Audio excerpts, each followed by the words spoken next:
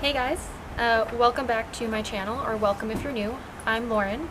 If you haven't seen any of my videos before, I'm a distance runner. Most of my videos are about running, and I thought it would be interesting to do two things today. So the first one would be to get a body composition analysis, or a DEXA scan, and I also wanted to get my first VO2 test.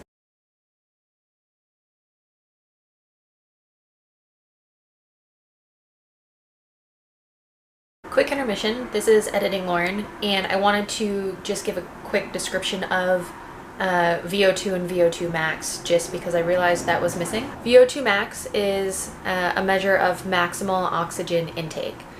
So it's the measurement of the maximum amount of oxygen a person can utilize during intense exercise. So it's a common measurement of aerobic endurance of athletes before or during the course of training. It's also one of several tests used to determine an athlete's cardiovascular fitness and performance capacity. If you Google it, you'll find similar definitions. I just thought this one was a pretty good one. It's basically a measure of how well your body can take up and use oxygen during aerobic and cardiovascular activities. Okay, back to the video.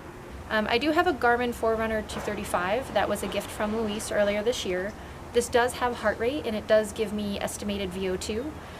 So just a couple days ago when I ran a 15K, it gave me a new estimated VO2 of 63, and it got me thinking, how accurate is that really? And I've never had my VO2 actually tested.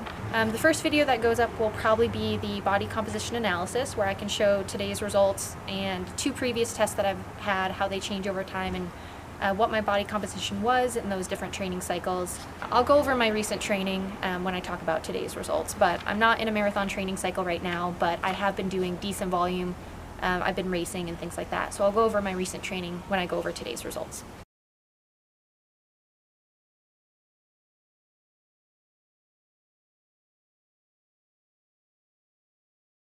Yeah, we just really need to fit like this area, so it's really like cheekbones that we're looking at more than anything.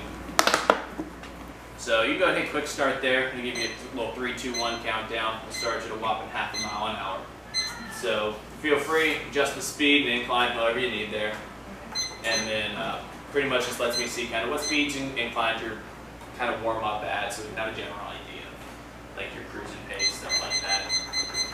Check your gait pattern, all the fun stuff. So make sure you're running with your arms a lot in the later stages, so the blood will kind of run through the arms a bit more, dropping off more blood, more oxygen, a little higher score there towards the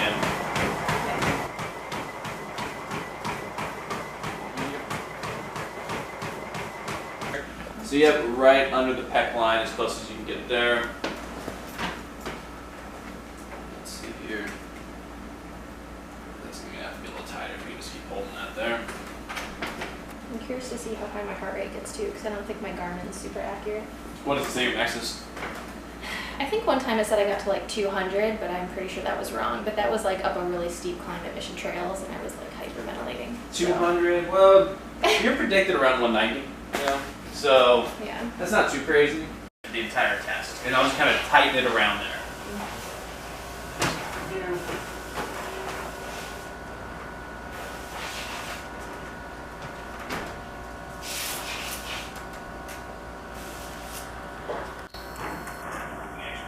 Up here, you're gonna need a smaller strip. And it's pretty Neanderthal-y.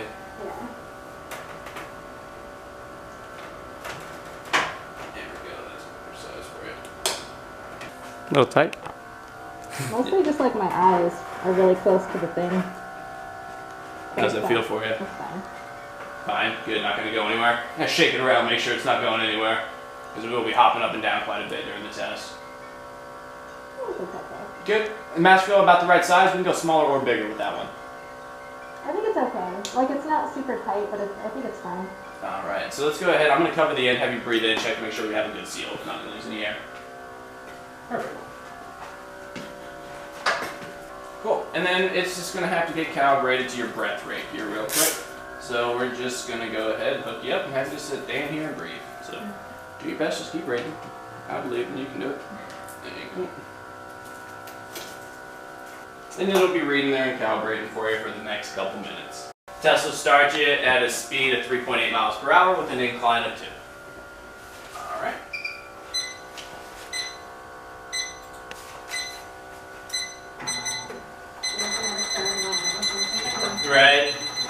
anticlimactic when it starts at a half a mile an hour.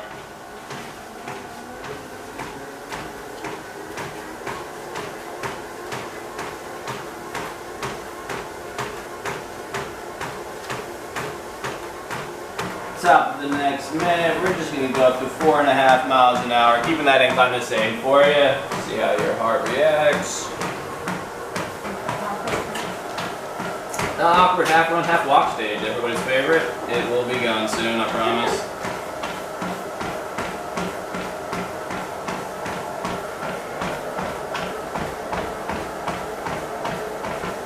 It was already going to be a good one. VO2 is already reading up to 25. Oh. Is that a good sign? Because you're not even moving yet. Alright, gonna go up to 5.3 miles per hour here, leaving that incline the same for you.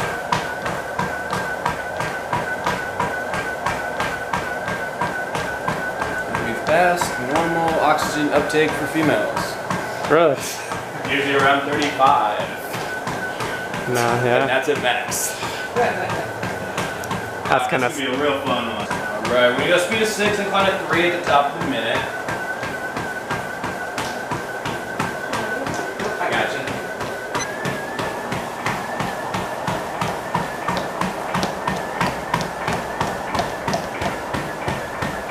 There you go. She cracked 40.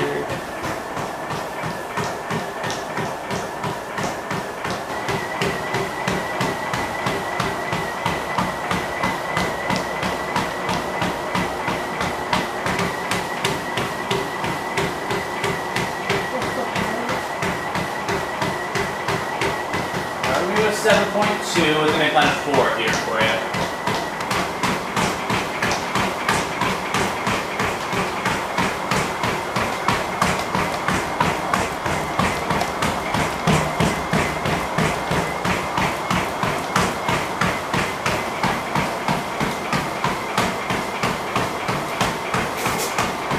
Alright, going up to 7.7 here.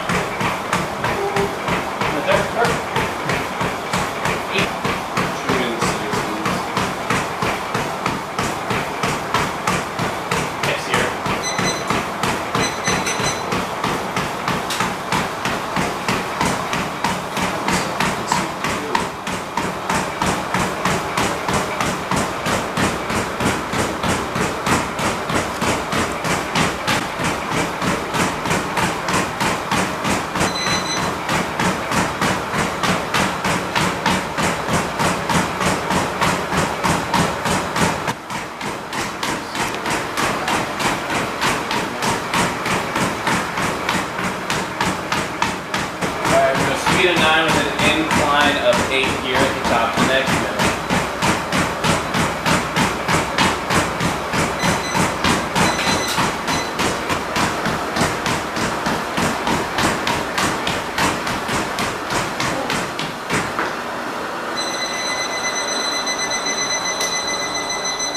Get some breaths, get some breaths. We're going to keep you warm, get you warm down here, alright? So we want to make sure that blood doesn't stay in the legs. So Try to get enough air this one. according to this thing, you got plenty. Consumed a lot of oxygen just then. That was fantastic. Let's keep you moving here. I don't want that blood staying in your legs. I don't want it back in your heart.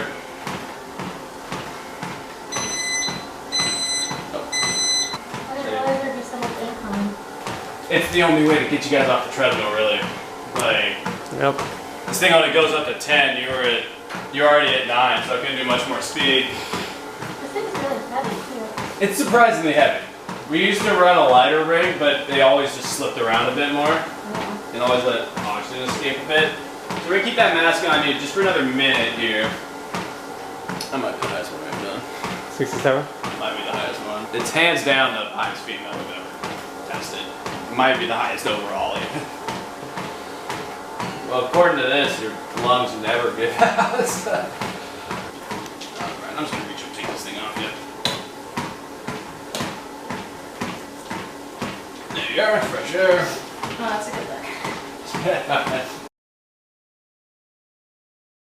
Alright guys, it's the next day and I wanted to go over the results of my VO2 max test from yesterday. So I have the printout they gave me for the VO2 max results right here. So I'm going to walk through what's on the sheet. One thing I want to mention is this VO2 test result is VO2 max and heart rate information only. It doesn't do a gas analysis, so it doesn't do the analysis of what you're exhaling. The nice thing about this is it gives you your heart rate, exercise zone, and calories per hour for your anaerobic threshold, your aerobic threshold, and your fat burning zone. So there's a little section at the top of the report here that gives you calorie burned information. So for example, at a heart rate of 170 for me, anaerobic threshold, I'm burning over 1,000 calories an hour. But a heart rate of 130 at my aerobic threshold, I'm burning about 650 calories an hour. So it kind of gives me an idea of how hard I'm working and what my calorie burn rate is. Then in the middle of the page, there's target workout zones with these different color-coded boxes. So based on my test results, it kind of defines the heart rate zone for low, moderate, high, and peak. So my low heart rate zone is 88 to 139, which sounds reasonable to me. Most of my easy runs will be 135 to 140 beats per minute, which would actually put me in the low zone. The moderate zone is 139 to 164 beats per minute, which is normally me doing a workout. Even a lot of my races, I would say my heart rate doesn't go over like 160 average. A lot of the times maybe it's closer to 150. So even my heart rate during races is still kind of in my moderate zone, which is interesting.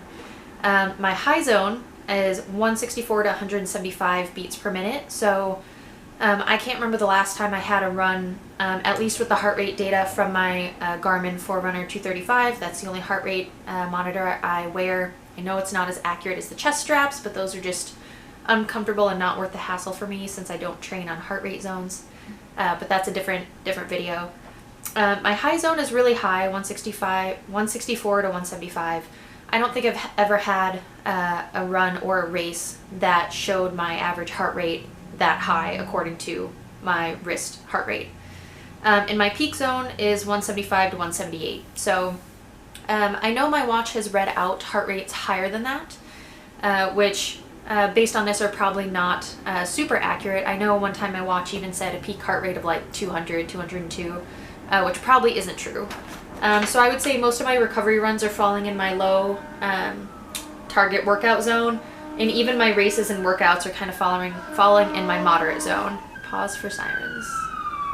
So I do have a pretty low resting heart rate, and even kind of just a lower heart rate in general. My resting heart rate can get down into the low 30s. So I'm not super surprised by this. My heart rate never really seems to get super high. So the fact that my training is really just in my low and moderate zone is kind of interesting. If I was training more anaerobically, my heart rate would probably get a lot higher, but most of my exercise and my runs are aerobic, so my heart rate's not as high. Then there's a little section here, recovery heart rate. So after the VO2 max test, they do make you kind of walk it out on the treadmill and cool down, and they measure how long it takes for your body to go back to around 120 beats per minute, or kind of like a recovery heart rate. So my peak heart rate they measured was 178.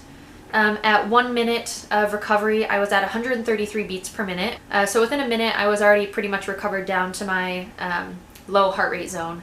And at 2 minutes, I was at 120.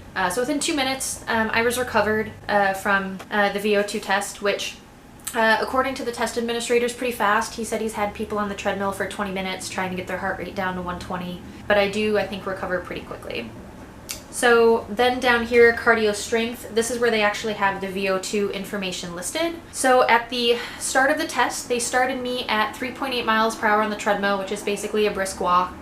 My VO2 was 8.5. My aerobic VO2, as the test went on, was calculated to be 40.1. So the average for women, I think, is around 35. By the time I got to 4.5 miles per hour on the treadmill, I was already at 35 for VO2, which he said, you know, you're barely moving and you're already at the average VO2. So he knew my VO2 was going to be pretty high. My anaerobic threshold VO2, my AT, was 57.1. So this was when I was starting to work pretty hard. This was probably at minute 8 or 9 of the test.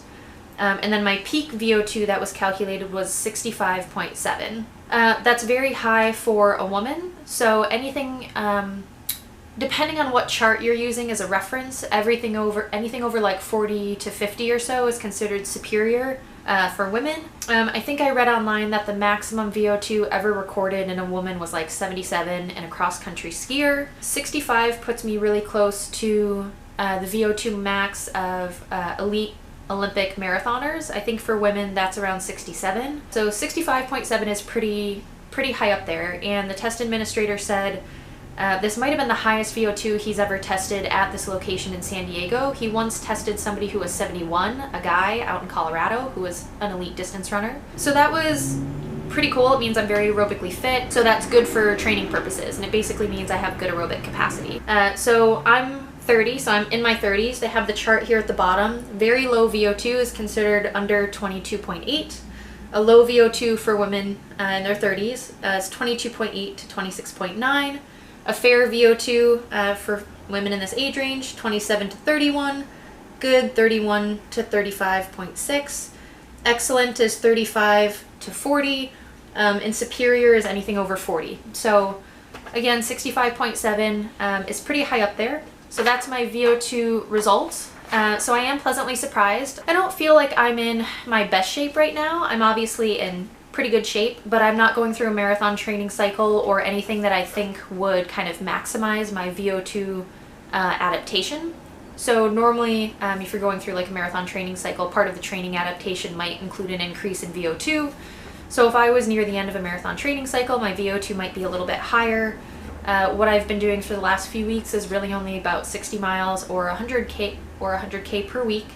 I would do maybe 1 or 2 workouts or a workout in a race or something like that. So yeah, pleasantly surprised with that VO2. If you're somebody who trains based on heart rate zones and you're interested in the effects of your training on your VO2 max or your ability to intake and utilize oxygen for training purposes, this might be a good test to get. I think it'd be interesting to do kind of at the beginning and kind of at the end of a training cycle. So if you're training for a marathon, you want to get baseline measures of where you are. You could do VO2 max testing in week 1, and then at the end of your training cycle, week 12 to 16, go back for another test and see if you can measure any training changes or adaptation. So hopefully that was interesting. Hopefully you guys liked hearing about my VO2 test. I had never gotten one before, so just the whole test experience was new for me, and kind of now that I know what it's like and what to expect. I'll probably go back at some point, maybe when I feel like I'm in closer to peak condition or in really good shape, maybe at the end of a marathon training cycle, and see if I can get that 65.7 any higher. But again, it is so high already. I'm not expecting a huge change, like it might go up 1 or 2. I might be able to get it to like 67 or something like that, but it's so high already, I don't expect a huge change. But if you're pretty new to running and training, you might experience larger changes in your VO2 max with training. So that's all for today. Thanks for watching, and I will see you guys next time.